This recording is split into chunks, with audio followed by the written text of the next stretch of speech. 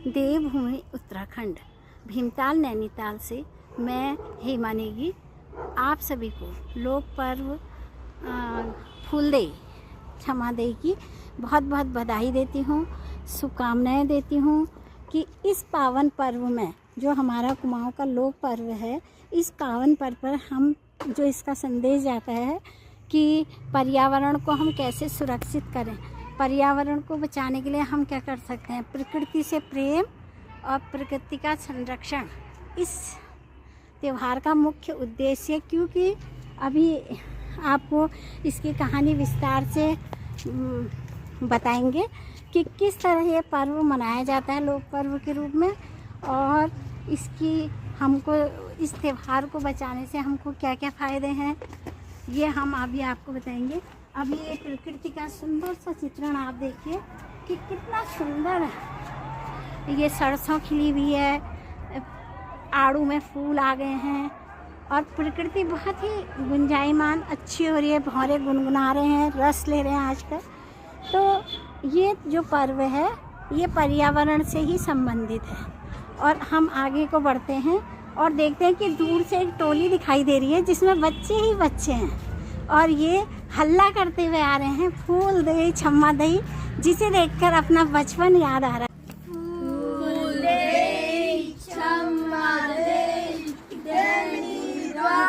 छोटे बच्चे बड़े सुंदर परिधानों में यहाँ पर फूलदेई क्षमादेई करने आ रहे हैं और ये आगे आगे बढ़ते जा रहे हैं। हर और बहुत अच्छा लग रहा है, बच्चों के मन पसंद है, बच्चे बड़े खुश नजर आ रहे हैं।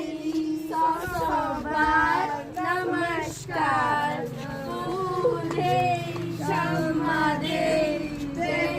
बहुत अच्छी तरह से इन बच्चों ने ये फूलदेई क्षमादेई का त्यौहार मना रहे हैं और घर घर जाके ये लोग एक दूसरे की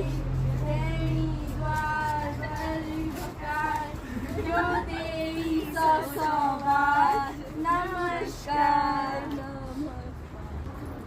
देई क्षमादेई दैनी द्वार भर यो देई सौ बार नमस्कार। यहाँ पर फूलदेई के सभी बच्चे बैठ गए हैं और बड़े उनके चेहरे मनमोहक दिखाई दे रहे हैं। तो बच्चों, तुम्हें आज फूलदेई मनाते हुए कैसा लग रहा है? बहुत अच्छा। और ये तुम जानते हो कि ये पर्व क्यों मनाया जाता है? हाँ। हमारे जितने भी लोक पर्व हैं इनके संरक्षण के बारे में आप कुछ कहना चाहोगे? हाँ, मैं कहना चाहूँगी। तो सबसे पहले पूछते हैं रिया बोरा से कि ये कुछ बताना चाह रही है हमें कि फूलदेई का त्यौहार किस रूप में मनाया जाता है। अच्छा ही हुआ कि जो कहानी मैं सुनाना चाह रही थी वो एक बच्ची यहाँ पर सुना रही है, तो मुझे बहुत अच्छा लग रहा है कि हमारे भावी कर्णधार जो हैं इस परंपरा को आगे बढ़ाएंगे, क्योंकि हमारी लोक परंपराओं को बचाना, हमारे तीज त्यौहार चाहे हम विदेश भी चले जाएं, उन परंपराओं का संरक्षण ही हमारी भावी पीढ़ी के हाथ में है। तो मैं कहना चाहूँगी रिया बोरा से। रिया बोरा, क्या बताना चाहते? मेरा नाम रिया बोरा है। पहले तो आप सभी को फूलदेई की शुभकामनाएं। मैं आज आप सभी को ये बताना चाहूँगी कि जो फूलदेई, जो हमारे उत्तराखंड का, हमारी देवभूमि का लोक पर्व है, वो हम क्यों मनाते हैं। तो सबसे पहले फूलदेई को बहुत सारी जगह पर फूल संक्रांति भी कहा जाता है। एक बार की बात है, एक राजा था और एक रानी थी। उनकी केवल एक ही संतान थी और उनकी संतान पुत्री थी। उस राज्य की राजकुमारी, उनका कोई पुत्र नहीं था।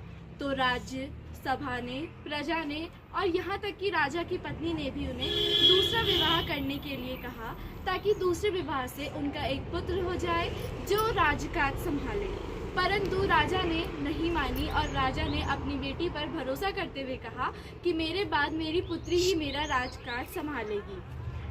जो राजकुमारी थी उसे बगीचे और प्रकृति बहुत अच्छी लगती थी।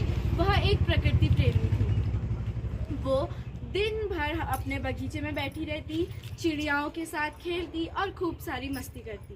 परंतु एक बार वो अपने बगीचे में बैठी थी और उसे वहाँ बगीचे से बहुत गंदी दुर्गंध आने लगी और उस दुर्गंध के कारण वह बेहोश हो गई।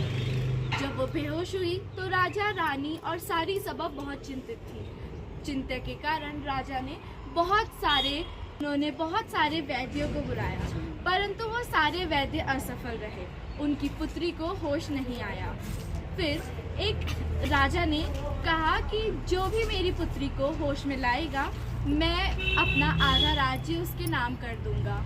तो एक युवक आया और उन्होंने राजा से कहा कि मैं आपकी पुत्री को होश में ला सकता हूँ, परंतु आपको मेरी बात माननी होगी। राजा ने सब स्वीकार कर लिया और राजा ने कहा मैं तुम्हारी सारी बात मानने को तैयार हूँ। वो युवक की कोशिश की वजह से राजकुमारी होश में आ गई और राजा और सारी सभा बहुत खुश थे, बहुत प्रसन्न थे। इस उपलक्ष्य पर राजा ने अपनी पुत्री की शादी उस युवक से करा दी और इसी उपलक्ष्य में हम आज फूल संक्रांति या फूल देई को मनाते हैं। और हमें इस त्योहार से यह सीख मिलती है कि हमें कभी भी अपनी प्रकृति को गंदा नहीं करना चाहिए और हमें अपने पर्यावरण का संरक्षण करना चाहिए। ज़्यादा से ज़्यादा पेड़ लगाने चाहिए, क्योंकि जो प्रकृति है ये भगवान की देन है और इसे सुरक्षित करना हमारी जिम्मेदारी है।